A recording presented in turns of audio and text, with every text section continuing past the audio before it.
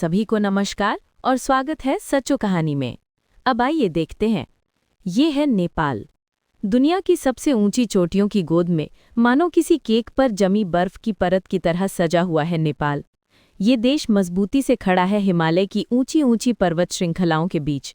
इन विशाल पहाड़ों के नीचे फैली हरी भरी घाटियां वो जगह हैं जहां नेपाल के पहले निवासी बहुत पहले बस गए थे। प्राचीन नेपाली लोग संभवतः सिंधु घाटी सभ्यता से आए प्रवासी थे। लेकिन समय के साथ नेपाल ने कई और समुदायों का स्वागत किया, जिनमें पूर्व से आए तिब्बती बर्मी भाषी लोग भी शामिल थे।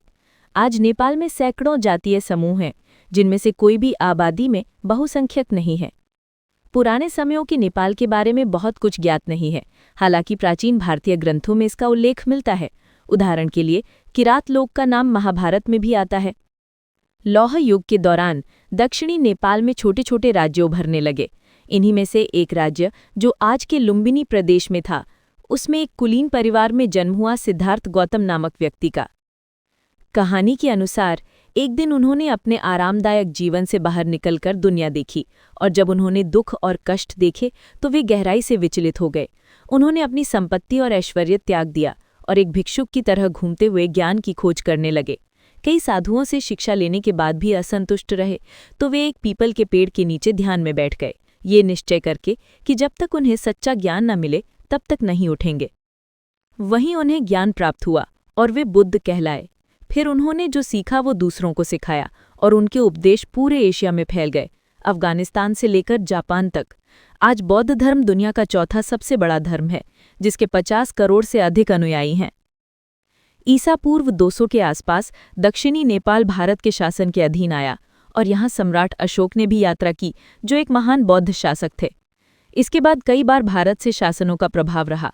फिर ठाकुरी और कस लोगों का शासन आया, जिनकी भाषा ने पूरे देश में फैलकर आज की नेपाली भाषा का रूप लिया, जो अब 40% से अधिक नागरिकों की मातृभाषा है।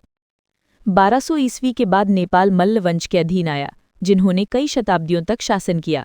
राजा जयस्थिति मल्ल के समय में कानूनों का निर्माण हुआ और हिंदू धर्म को और भी लोकप्रिय बनाया गया।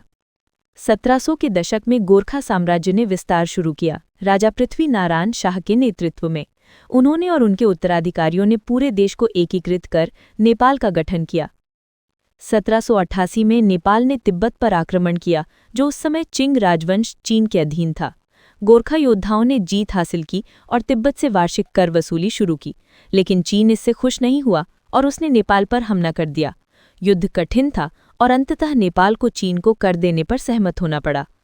1814 में नेपाल और ब्रिटिश साम्राज्य के बीच सीमा विवाद हुआ, जिससे युद्ध छिड़ गया। नेपाल ने बहादुरी से लड़ाई लड़ी, लेकिन ब्रिटिश जीते और नेपाल को अपने कुछ भूभाग छोड़ने पड़े। फिर भी ब्रिटिश लोग गोरखा सैनिकों की वीरता से इतने प्रभावित हुए कि उन्होंने अपनी सेना में गोरखा रेजिमेंट बनाई, जो आज भी मौजूद है।